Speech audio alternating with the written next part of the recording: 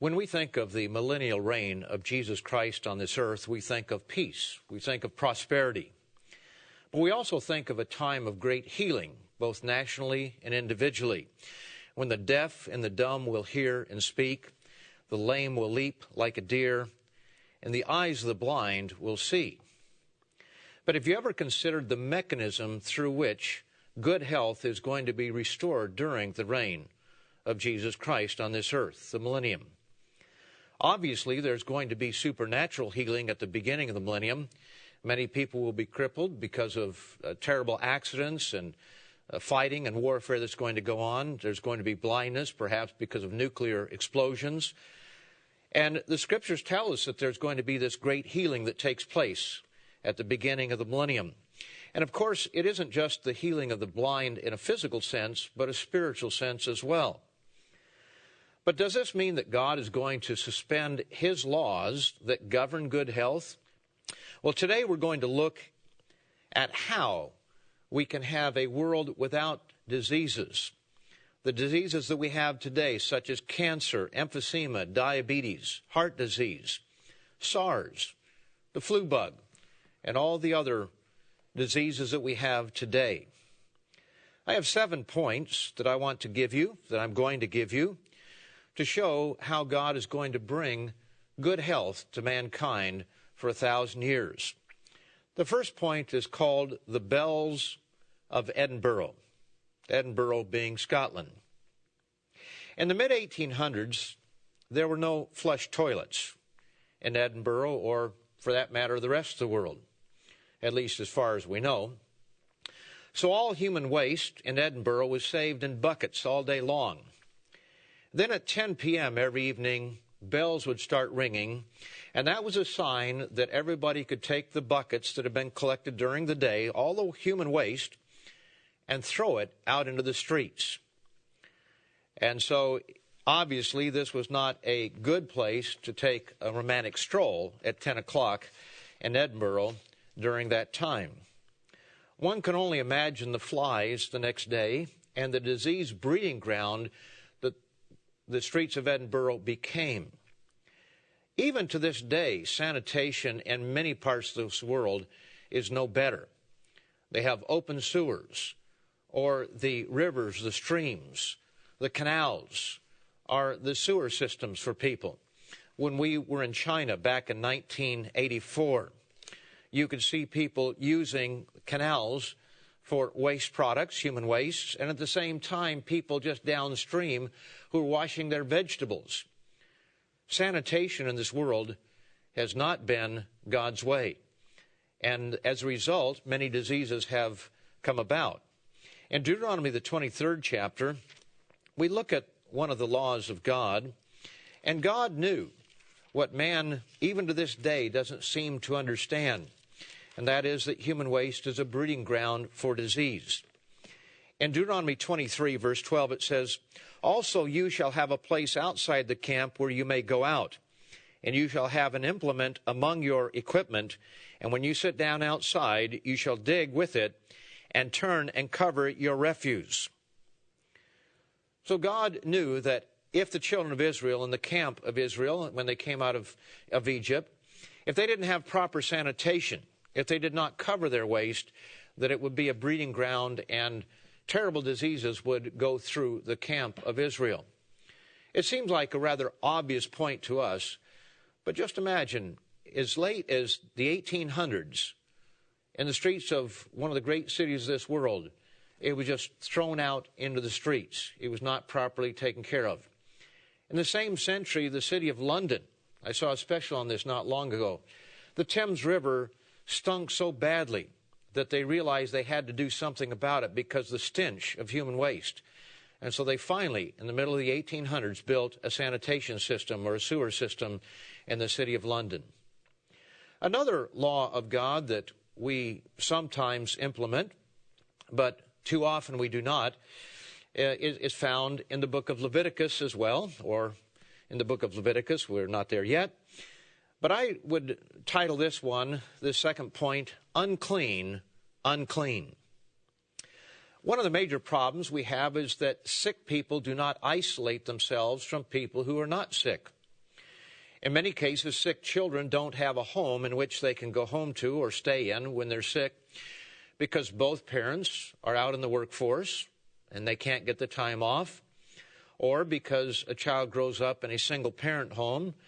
Oftentimes the mother has to work. She's taken off days for any number of reasons, for sickness and so forth, and has no more sick time available. And so they send the kids to school. And the kids then get around other children, and other children are sick, and it's just one continuous cycle all through the year of sickness among children, and the pain and the suffering that is for those children. Leviticus 13 tells us that the children of Israel were to isolate certain sicknesses that occurred there, especially leprosy. We don't know whether it was exactly the same kind of leprosy then as we have today. It may have been a milder form of some type, but it speaks of leprosy in human beings and also in buildings, and it's kind of a broad general term. But there were laws here governing that. They had to go to the priest. They had to be examined. And God was very specific about what was dangerous and what was not, what was able to be spread, what was contagious and what was not.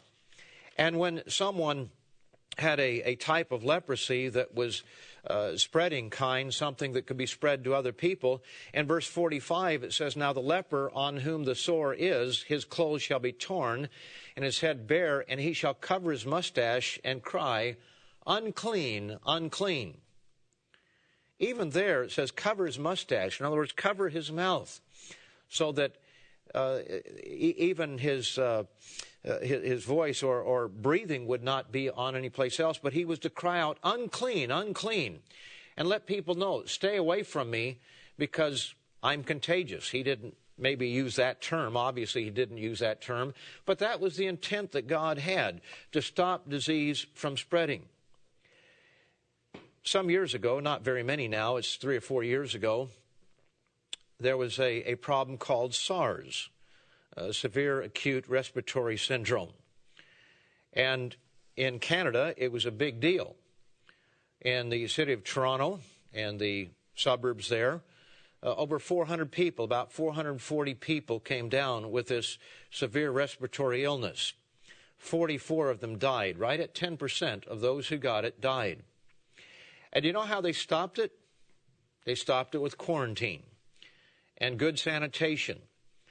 They had to go back to gloves and masks, and they quarantined people. At one point in Toronto, over 10,000 people were under house quarantine, where they were not allowed to be out in the public for a period of 10 days or 2 weeks. I don't remember the exact length of time now, but it was at least 10 days, and it might have been 2 weeks. And people had to bring food and drop it off and not touch them and that sort of thing, because they had to stop that.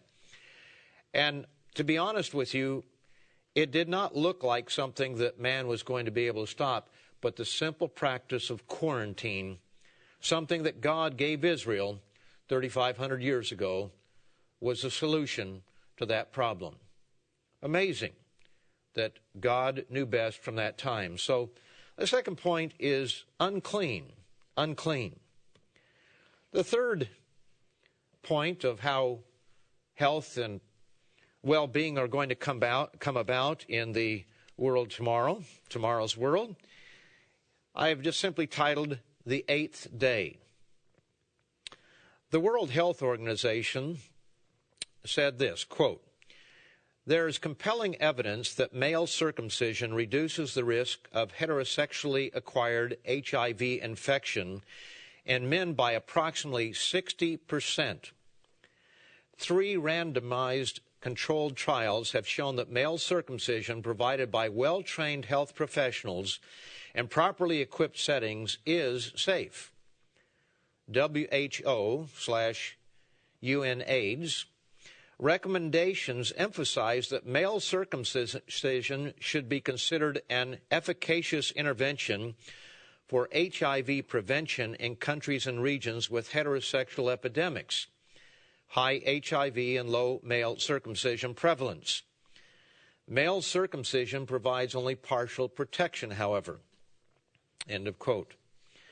It must be noted that if you go on the internet, you will find that this subject is controversial, that there are strong opponents to this approach, and so it is a controversial subject. In a trip this past year to Edinburgh in Scotland, my wife and I went to one of these exhibitions where they have the human body. And it was very interesting because even in that exhibition where they have actual human bodies, cadavers, and they show healthy ones and unhealthy ones, and they show the muscle structure and the blood vessels and all kinds of very interesting, fascinating things about the human body. And they show various sicknesses. That it was stated in that exhibition that penile cancer is almost unheard of in circumcised males. And I was struck by that because it was just one more proof that God knew what he was doing. Now, we understand that circumcision is not a spiritual matter. But in talking with individuals who are familiar with some of these things, you'll find that circumcision has many benefits. We find that women of Jewish descent historically have had much lower rates of cervical cancer, although that has perhaps changed in more recent years because of gross sexual immorality. But the transferring of certain diseases to women, certain infections, has been somewhat less in circumcised males. There are a number of benefits to it. Now, without going further into this subject, it must be noted that physical male circumcision, though not a spiritual matter, does provide benefits to both men and women who practice what God gave to the children of Abraham and his children a long time ago. Less disease and cancer in females, less, almost non-existent penile cancer among circumcised males. The fourth law that we want to discuss is, quote, I've got a problem. I've tried to state these in such a way that maybe you can remember them. I've got a problem. Well, in 1 Corinthians, the 6th chapter, 1 Corinthians 6, verse 18, God gives a very simple statement through the Apostle Paul. He says here, flee sexual immorality. Every sin that a man does is outside the body, but he who commits sexual immorality sins against his own body. It's a sin against one's own body. And it's really not hard to understand that. There was an article that came out within the last year concerning teen girls in the United States. And the article's title was that 1 in 4 teens, speaking of teen girls, has a sexually transmitted disease. Imagine, 1 in 4. And those who admitted to being sexually active, it was something like 40% of them had an STD. Now, many of them do not know they have an STD because some of these do not show symptoms until later in life. For example, the human papillomavirus, HPV as it's shortened, has about 30 different strains, at least 4 of which cause cervical cancer. And perhaps that is a connection between circumcision and this disease, that it's apparently transmitted a little bit more readily to the males, and they may never know they have it, but they can pass it on to their girlfriends, their wives, their lovers, as they call them, whatever it may be. And the end result is that there are no signs of this until they begin to have abnormal cells. And that's why they have pap smears. That's why they recommend that women have a pap smear, because they may have this condition and not know it. The drug of choice today, I can't remember the name of it, but it's being advertised. They have a drug to prevent, or a inoculation to prevent HPV, 4 strains of HPV, because they recognize that this is a terrible scourge. Do you realize that there are more women in North America who die from cervical cancer, the result of exposure or contracting of HPV, than there are that die of AIDS? In North America we're talking about, not other parts of the world. And yet, how many are far more fearful of AIDS than they are of HPV? But there are 30 different strains of HPV that are sexually transmitted. Some of them create what they call warts, and others are very silent. Think of all the diseases. Just think for a moment. Meditate on the consequences of those diseases that will disappear within a generation or two after the return of Jesus Christ. AIDS and HIV is a very preventable disease, and that will literally disappear from the face of this earth within a generation or two, because people will have their eyes opened. Satan will be removed. We will work with them. We'll be able to say, this is the way, walk you in it, when they begin to go too far astray. And the end result is that that disease is going to cease. It's something that we can prevent, but today we have concerts, rock concerts. I heard of one a while back here where Katy Perry, I believe her name was. There's some big rock concert that was going on where they were nearly half nude and everything like that, but it was for the subject of AIDS, to generate funds for AIDS. And yet they are promoting the very kind of behavior that is the cause of it while they're trying to earn money to prevent it. How bizarre this world is. And when sanity finally comes to this earth, AIDS and HIV are going to be gone. You know, AIDS is not that remote anymore. Where we live today, we had a neighbor, they've since both moved, but we had a neighbor who was HIV positive. Not just HIV positive, but he's living in a nursing home today because his brain has been so traumatized through operations because of certain complications from the whole thing, that he's not exactly a vegetable, but he's not able to carry on a reasonable conversation or hold a job. And how sad that is. And you probably know somebody that's either died of that disease or has it currently, other than some celebrity, but you may know somebody personally. I know several that I've run into over the years, and some that have died as a result of that. And yet it is a very preventable disease.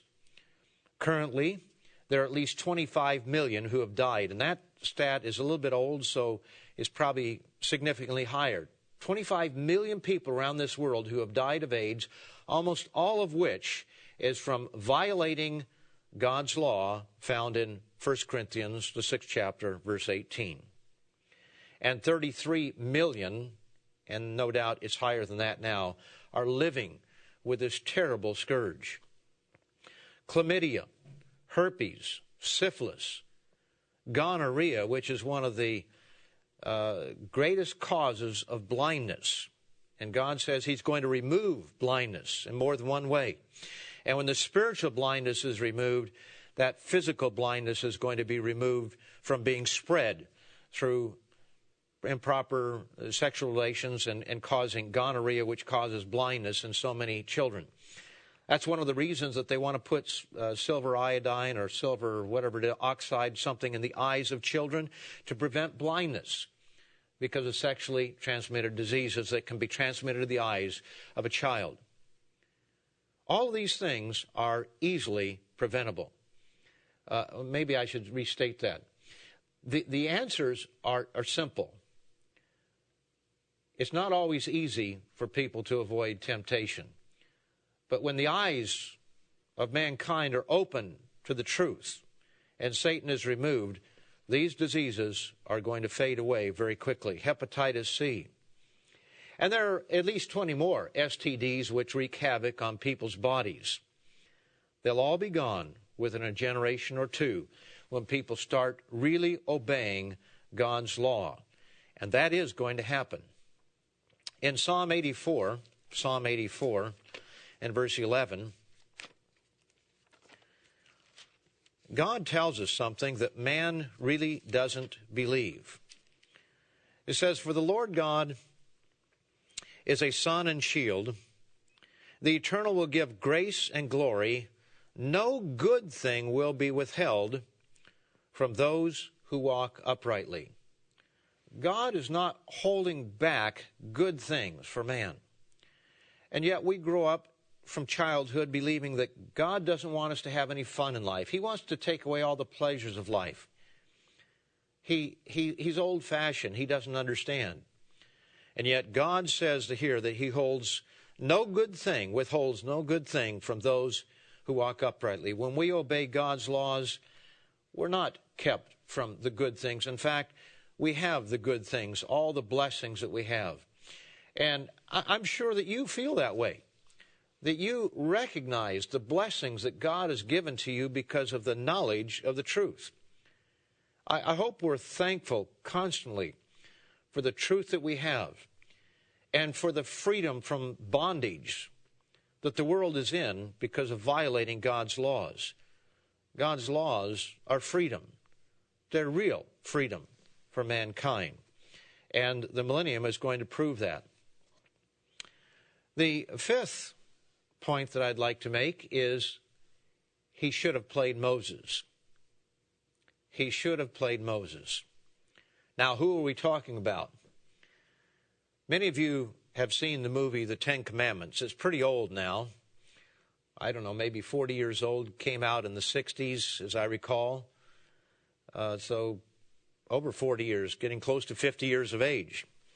And yet it's still a classic that many people have watched. And maybe it looks a little bit archaic and amateurish compared to the kind of movies that you can have today with all the digital computerization that there is. But nevertheless, it was quite a movie. And Charlton Heston played Moses. But there was another fellow who was Jewish from Eastern Europe by the name of Yul Brynner. And he played Pharaoh. He was always seen bald-headed. He was in The King and I, and of course that was one of his famous roles, and then playing Pharaoh in The Ten Commandments. Well, something that people may not be aware of is that Yul Brynner, later in life, was eating in one of the most famous restaurants in New York City called Trader Vic's. And allegedly, that is where he contracted a disease called trichinosis. Trichinosis is a result of eating pork that is not fully cooked. And it can be devastating, it can be literally deadly, and it can cause all kinds of problems. There is an article in the Saturday Evening Post of 1982, a very interesting article that describes all of the diseases that have been, that the trichinosis has been misdiagnosed as. Rheumatic fever, scarlet fever, neuritis, nephritis. The list is long. In fact, it says that a proper diagnosis of trichinosis is hard to come by because a list of diseases that it has been misdiagnosed as is, quote, encyclopedic. And then it lists about 2 paragraphs of all these diseases that people think that that's what it is, when in reality it's trichinosis. It is still a terrible scourge on the face of this earth.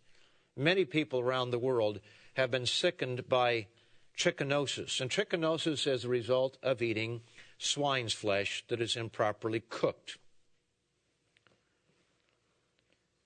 When man keeps God's laws of Leviticus 11 and Deuteronomy 14, not only are we going to be freed from trichinosis, but other diseases that come as a result. I mentioned, for example, a little bit earlier, SARS.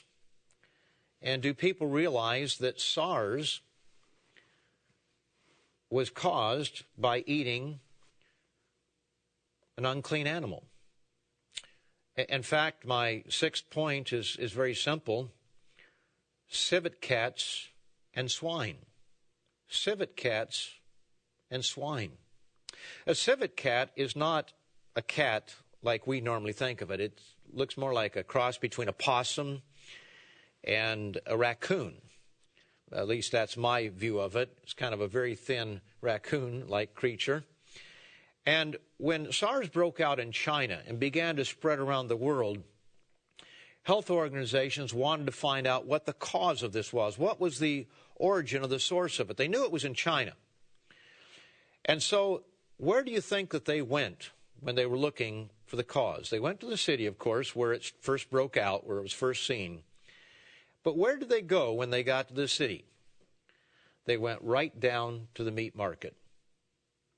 And in the meat market, they very quickly found the source was a civet cat, an animal that is eaten in China, a delicacy. Now, if man had not been eating civet cats, if those civet cats had been out in the woods where they belonged, not where somebody is bringing them in the butcher shop or holding them up in little cages with other animals that maybe can transfer disease from one animal to another, and just being around them where they can pick up these respiratory illnesses, if man had left them where they belonged, there would have been no disease transference. 44 people would be alive today, or at least would not have died from SARS in Canada, most of which were in Toronto area, and other hundreds of people around the world who lost their lives because of that or were severely sickened by it. This year, one of the biggest news items has been swine flu. Swine flu. And people are worried about, well, maybe if you eat it, you might catch the flu from it, without realizing the mechanism that is taking place here. I'd like to read from an article that I brought here.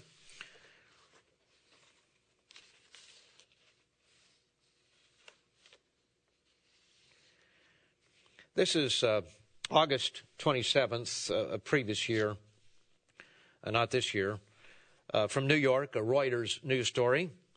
It says, influenza viruses that originate in birds can acquire the ability to recognize and bind to human cells while they are in the respiratory tract of pigs, according to a new report. The findings support the notion that pigs act as mixing vessels that alter avian virus strains so that they can cause pandemics, worldwide influenza pandemics that can be potentially life-threatening to susceptible individuals. Influenza pandemics occurred in 1918, 1957, 1968, and 1977, according to the report in the September issue of the Journal of Virology. These findings help to explain the emergence of pandemic influenza viruses and support the need for continued surveillance of swine for viruses carrying avian virus genes, reported Dr. Toshihiro Ito and colleagues from research centers around the world. Bird viruses are usually 100-fold less efficient at replicating in humans than other primates, although a variety of both human and avian viruses can infect pigs.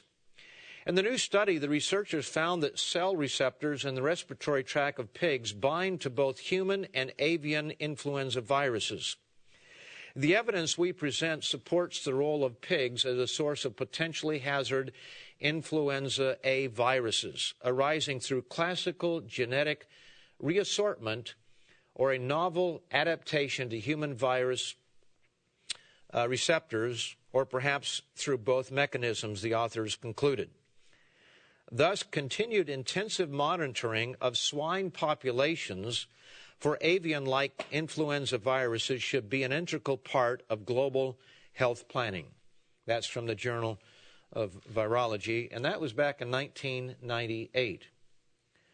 Now, it's interesting because people always wonder about the flu, and we consider that, well, I just caught the flu, and we expect that every year a new flu virus is going to come around. But do we realize that there's a cause for all of these diseases, and that many flu viruses are the result of people being in close proximity to pigs, which are in close proximity to birds in the barnyard, and wild birds, they give it to the tame birds, and they give it to the pigs, and then it mixes because the genetic makeup of a pig and a human is very similar.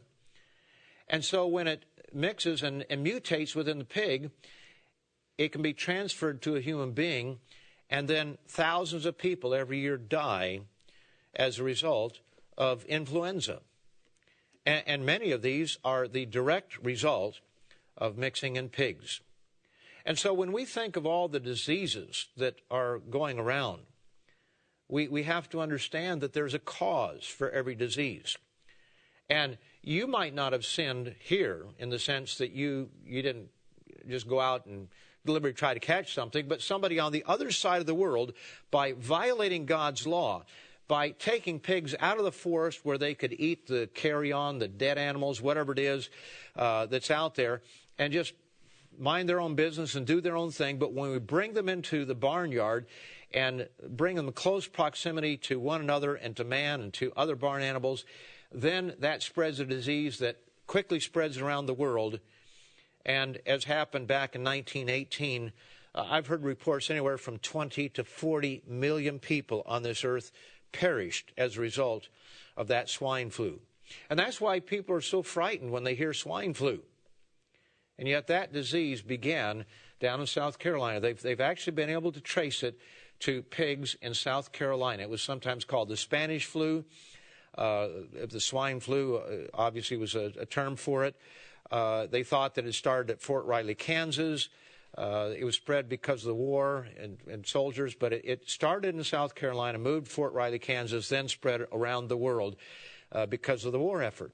But some 20 to 40 million people, depending on which authority you want to look at, died as a result of that terrible pandemic back in 1918. That was something that my father lived through. He was born before that. That's not something in remote history. It might be for our young people, but I remember in 1967 when we called it the Asian flu because it came from Asia at that time, that pandemic, again, related to pigs. When that pandemic occurred, I remember it as a young person because my mother wouldn't let us go to potlucks and different things like that. Kind of kept us away from crowds. And that was about the time that my father had been transferred from Morocco to England in the military. And we went over to England. And I still remember at that time on the train going to our new home where he was talking about it. And he said that people are dying over here from it. And I had not heard that. Maybe my mother knew that people were dying in the United States as well. But I had not heard that, and I'll tell you a little bit more about that in a little bit because it has to do with another point. But that was something that I can remember in my lifetime. I don't remember some of these later ones as much, I guess. They didn't come quite as close, but that was something I remember. Now, this year, we've got the swine flu, and everybody's all concerned about it, the potential of it.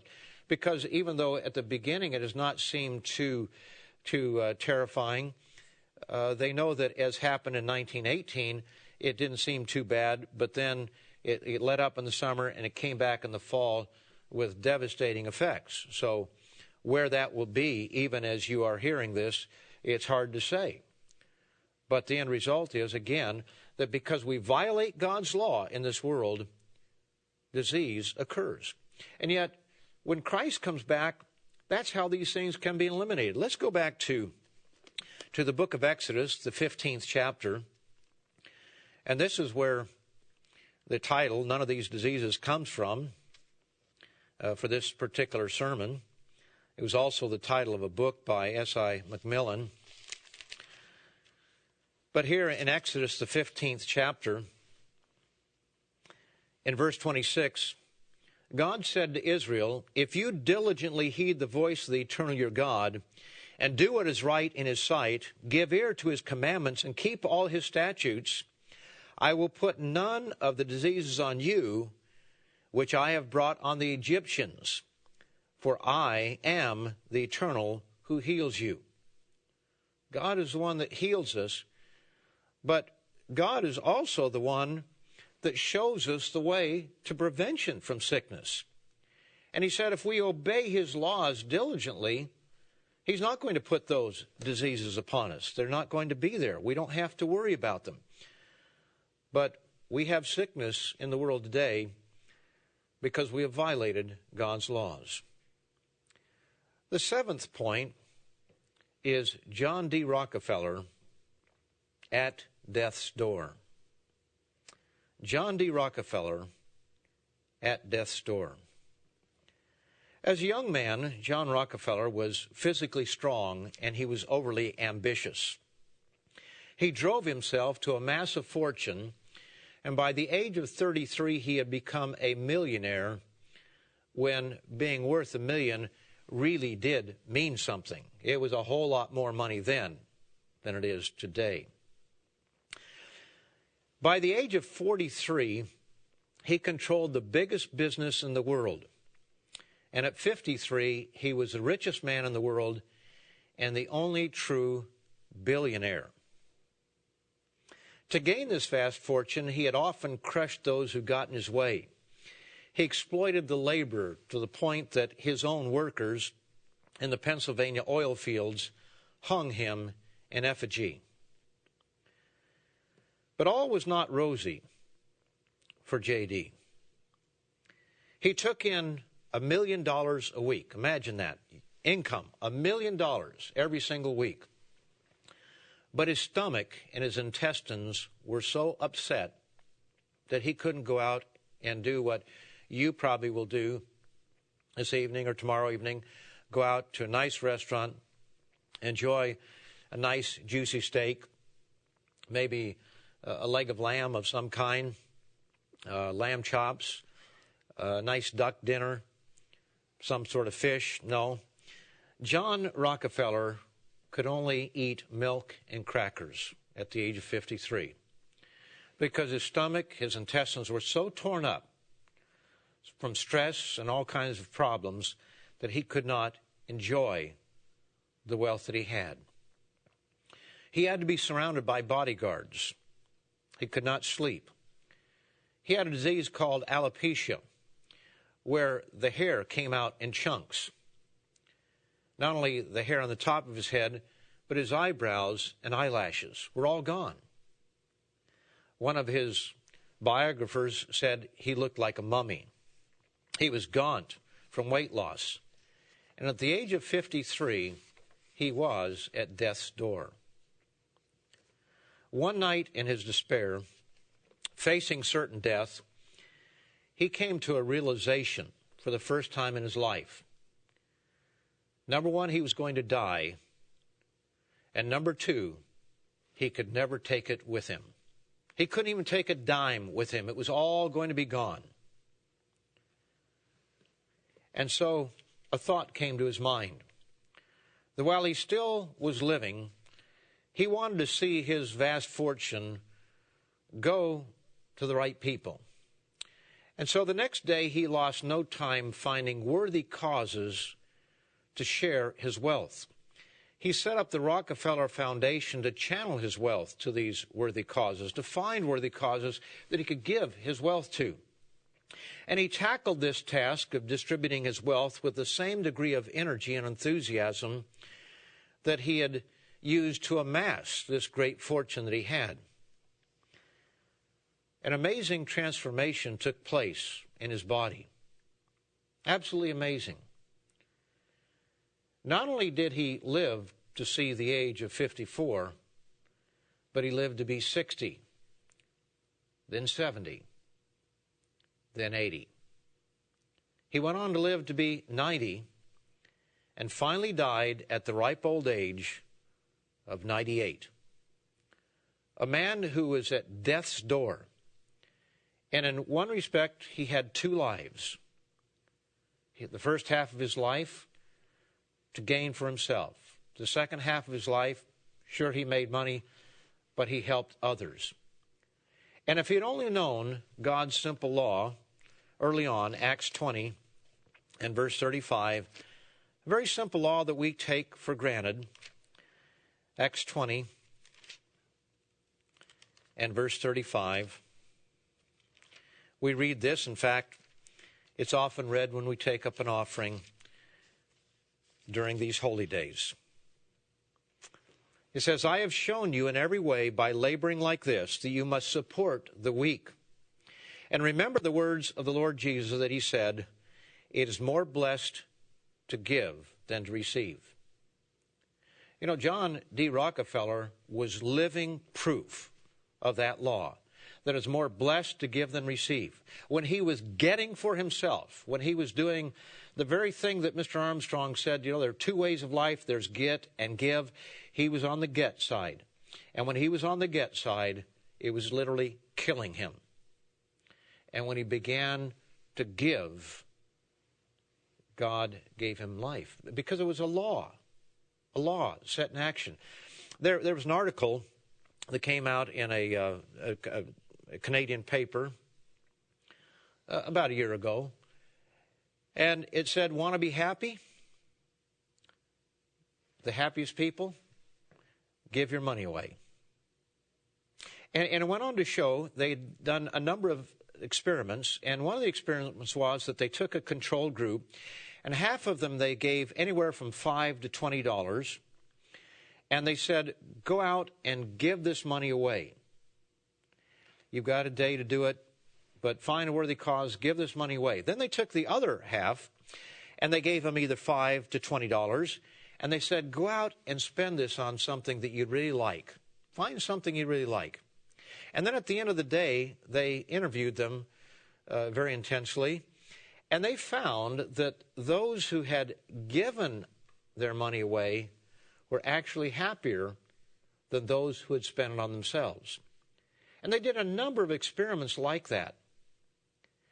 And they came to the conclusion that the happiest people in the world, and now there are other studies that say, well, the happiest people are in this country or that country or some other country. But the bottom line was, in this particular study, they said that the happiest people were those who had money and those who gave it away. Now, of course, we can apply this to our time as well as money. I mean, not everybody has a lot of money to just be throwing around. But they found that even as little as $5 given to someone else in good conscience was enough to make a person happier than someone who spent as much as $20 on himself. Very interesting study. And John D. Rockefeller proved that in his life, that it was more blessed to give than to receive. So when you're unhappy, when things aren't going well for you, start thinking about, how can I give of myself? And in tomorrow's world, Mr. Herbert Armstrong is going to be there, I'm convinced. And I am sure he's going to be teaching some people, someplace, some way, nation, whatever it may be, whatever his position is, that there are two ways of life. And people during that time are going to understand it, that it's better to give than to receive. And the give way of life is much more rewarding. To give you an idea how this can work, we used to have teen dances back in the Kansas City area. And some of our young people would remember this. But whenever we had a dance, I would try to get the young fellows off together before the dance. I'd say, look, guys, you know, if you want to have a good time here, the way to do it is to give the girls a good time. Dance with all of the girls. Really show them a good time. Let them know that you're thinking about them. If you're out dancing and you see a girl that doesn't have somebody to dance with this time, you go over and dance with her. And you take care of the girls, and they're going to be happy. And if they're happy, I guarantee you're going to be happy. You know, we had some of the most wonderful dances as a result of that. And there were several young fellows. They probably know who I'm talking about because they're in the church. I think I can think about 3 of them real quick. And I always said to them, you know, you guys have to take the lead. You're the leaders here. You set the example for the other fellows. And, you know, we had wonderful dances there among the teens because they weren't just out there off by themselves. When I was a young person going to dances, it was always about some individual, some girl.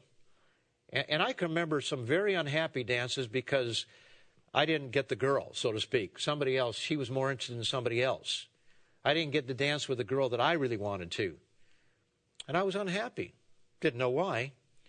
But instead of giving, I was getting, trying to get. And as a result, I was losing in the long run.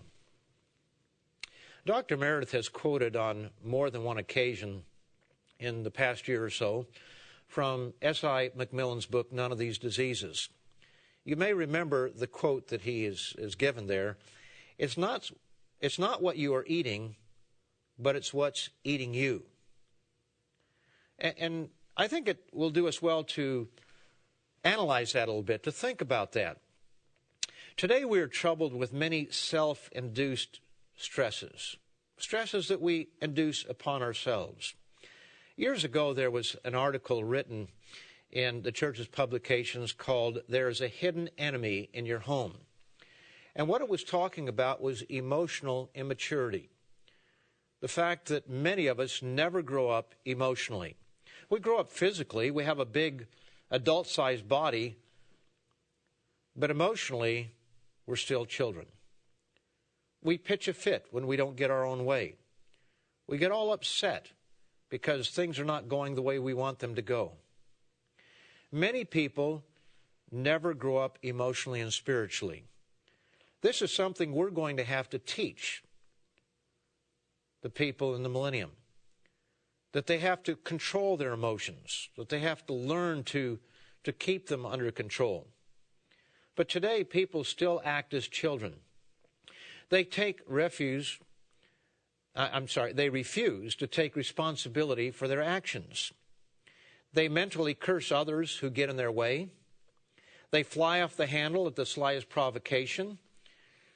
They feed on negative things instead of the things that are positive, uplifting, and beautiful, as God tells us to do. They refuse to take responsibility for their own stress, and they would rather blame someone else. Well, it's my red hair, or it's my Irish temperament. That's an excuse. There's no doubt about it that some people are more emotional than others, just by nature. There's no doubt about that. But if we allow wrong emotions, there's nothing wrong with being emotional in a positive way, but if we allow those emotions to, wrath and anger and this type of thing to take over in our lives, then we pay a price for it. But we would rather say, well, this is the way I am, rather than try to change what I am. And we're going to have to teach people, because we've had to learn it ourselves, that we can control our emotions, that we can change. This excuse of this is the way I am and, this is the way I'll always be, it doesn't cut anything with God. That's what we're here to do, is to change. And in the millennium, when people grow up in an intact home, when they have a mother and father in the home and they're taking care of their proper roles and they're teaching children to control their emotions and to take charge of that and to grow and overcome and have a relationship with God and have God's Spirit to help them to be able to do so, it's going to be a very different place. We're not going to have the kind of road rage that goes on the highways as we have it today. When two people are faced with the exact same problem, one gets stressed out and the other stays calm. Why? Why does one react one way and the other react the other way? Well, one has chosen to change, to grow up emotionally. The other has chosen to stay an emotional child. It's just that simple. It's a choice in life.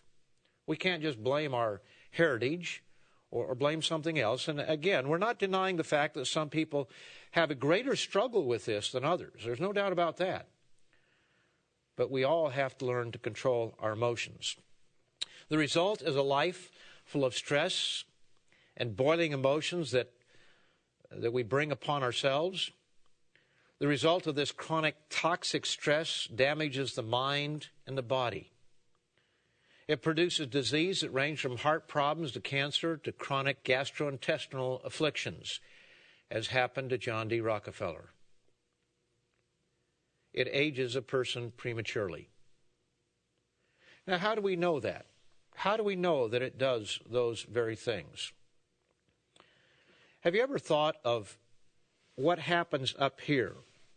As Mr. Meredith said, in quoting Macmillan, he says, not what you're eating, but it's what's eating you.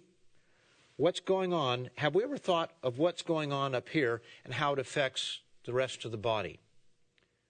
Here are 3 ways that what goes on up here affects the rest of the body. Blood flow. It actually affects the blood flow. It can affect blood pressure, as an example. and that can be damaging in itself. But the simplest way to prove that it affects blood flow is take some nice young lady and embarrass her. Now, don't do that. But we all know what happens. She turns red. And sometimes fellows do too. They blush because the blood flows to the face. Now, is that some awful, terrible thing? Well, probably not. But when we have a situation where the blood flow is affected chronically and constantly over a long period of time, it's happening because things are happening in the body that can be toxic in the long run. It affects muscle contraction. Have you ever been in heavy traffic and you, quote, fight the traffic all the way home? And maybe you say to your wife or to your husband, could you give me a back rub because I'm all uptight, because your muscles are tight, and maybe you've got a headache as a result of it. Many people get headaches because of stress-induced headaches. And that kind of stress can affect us in many other ways. I mentioned earlier the time that I found out about that flu pandemic, or I knew about it, but the time my father said to my mother, we were on the train there in England someplace, and he said, you know, there are people dying over here because of it. You know what happened to me? I began to think about that. I was about 11 years old at the time, and it scared me as a young fella. And I thought, wow, I could die if I catch the flu. And you know, I got so worked up about that I had to go into the bathroom and throw up. That wasn't the first time it happened. It was only about a year earlier. My mother bought my sister and I a canary. We always wanted a dog or a cat or something bigger, but we always had goldfish or birds. And so we had this canary. And it wasn't long after we had gotten it that one day it just started flying around, fluttering around the cage, and then it just went to the bottom of the cage with its feet up in the air and kind of kicking a little bit and quivering. And we wondered what was wrong with the bird. And after a little while, it kind of came out of it and was normal for a while. Well, it did this several times, and one day it happened when a neighbor was over at the house, and she was talking with my mother about it, and they were speculating that maybe the bird has parrot fever. And parrot fever can be transmitted to human beings, and they can die. Well, this is my memory of the conversation.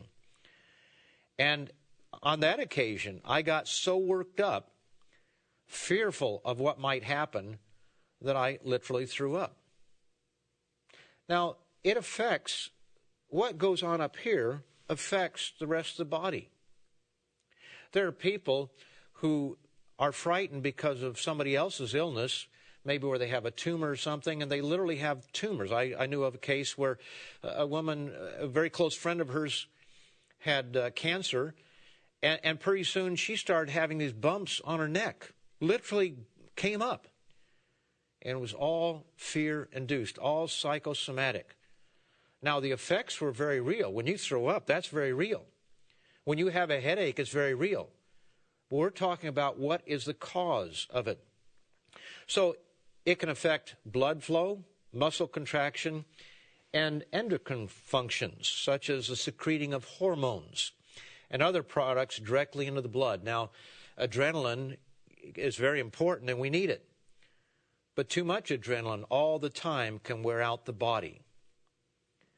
When we speak for the first time in front of a crowd, oftentimes we get dry mouth and we start perspiring underneath the arms. Not because it's hot, but because we're nervous.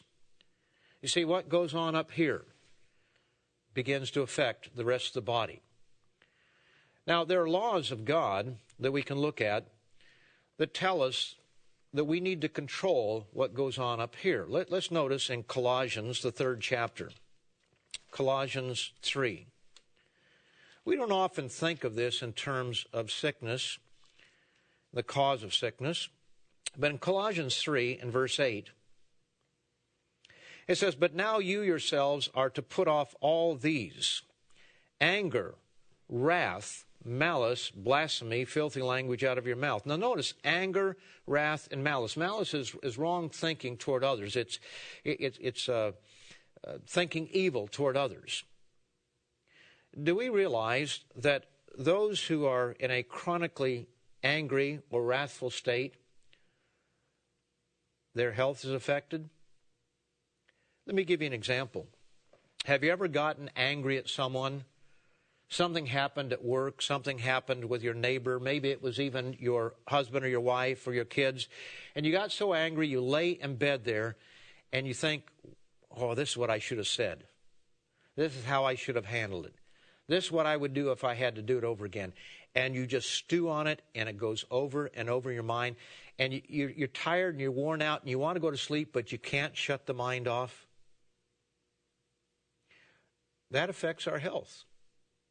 And there are some people who are chronically angry, chronically contentious, and it affects their health. Do not lie to one another, since you have put off the old man with his deeds, and have put on the new man, who is renewed in knowledge according to the image of him who created him. In other words, we are to change. We're not to stay angry. We're not to be wrathful. We're not to have malice in our hearts toward others.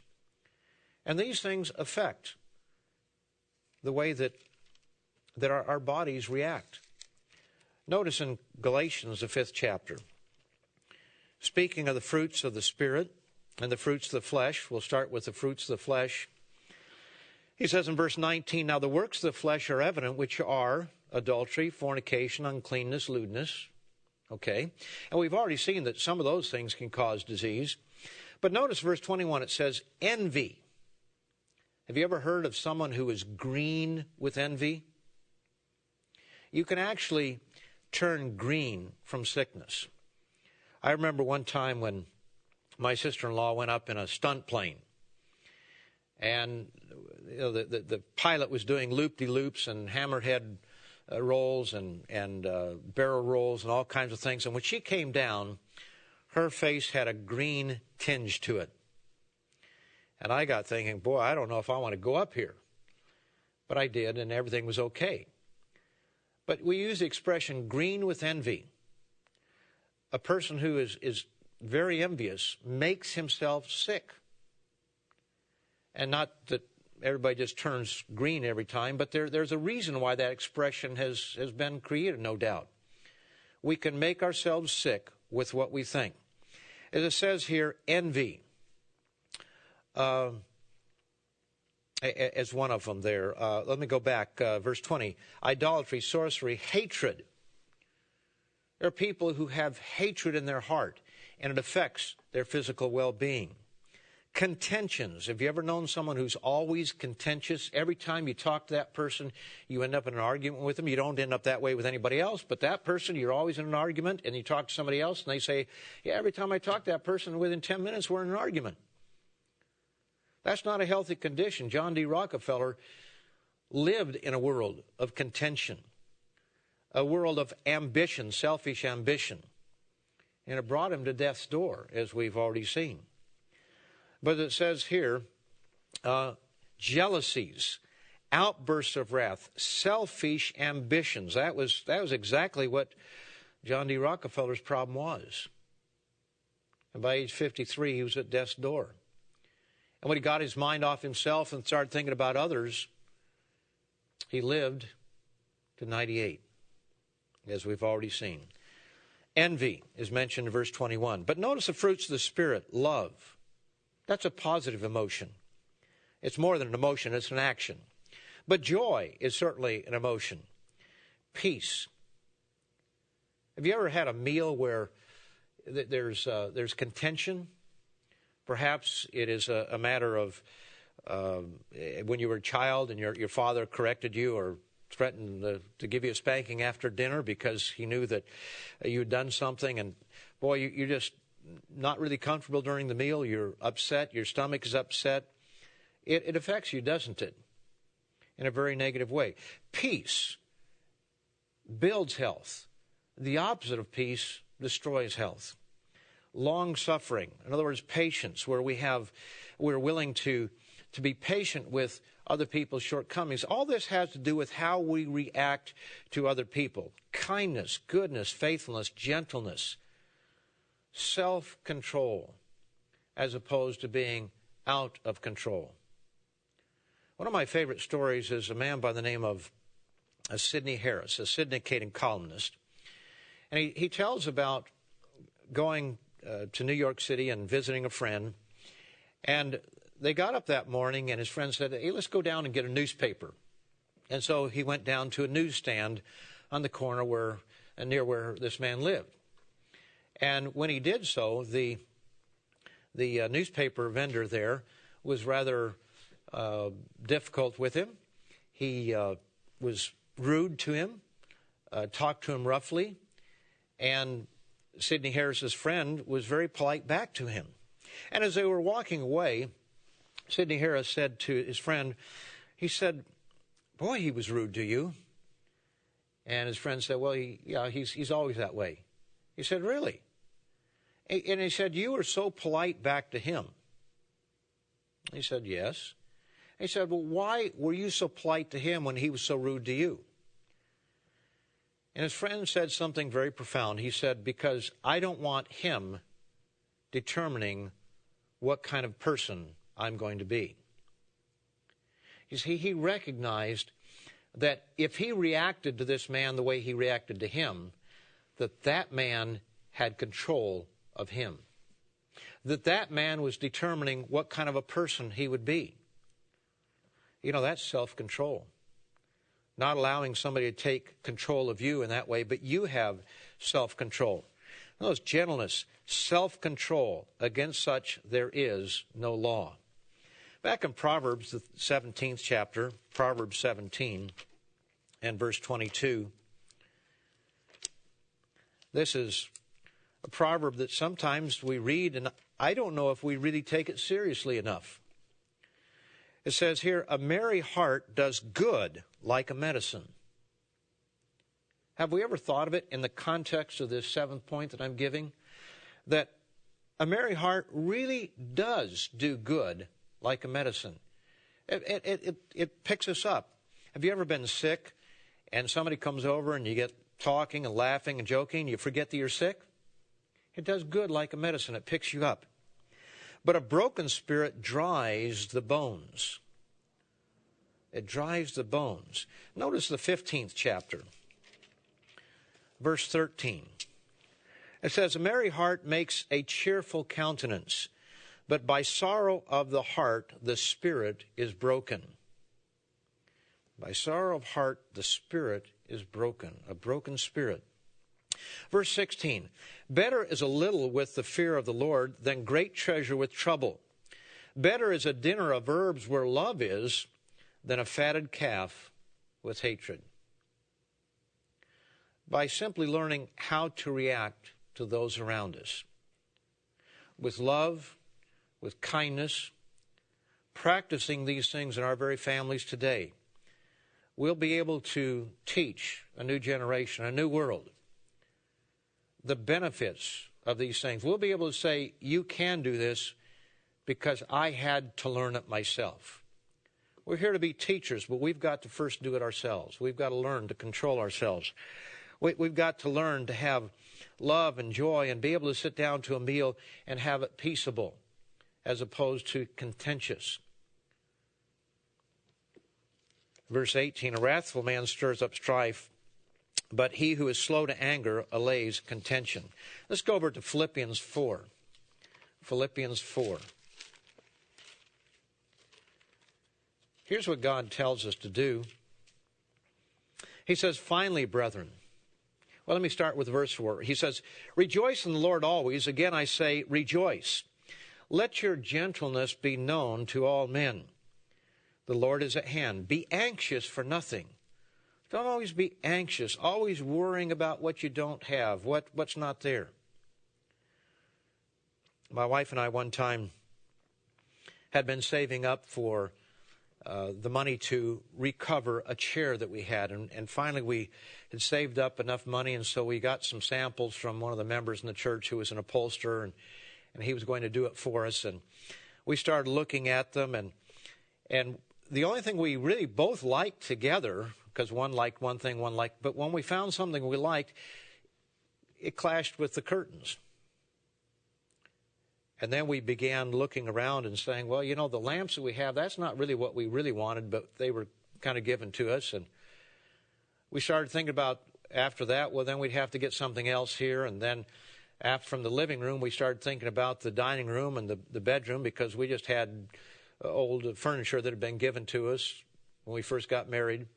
And, we went from being so happy that we could finally cover this chair to thinking what we didn't have, and we worked ourselves into depression.